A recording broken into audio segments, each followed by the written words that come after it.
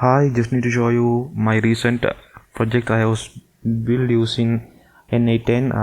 What it is doing is, first of all, it get some SE jobs daily posted using an RSS feed. Then it format the JSON data into an HTML template, and then as a final step, is send an email to my inbox.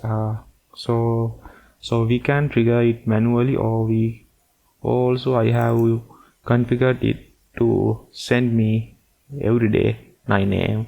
So this is basically the flow, the entire flow. Let me show you the result.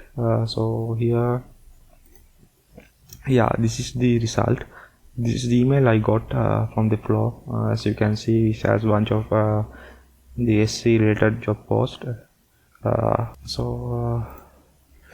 Thank you.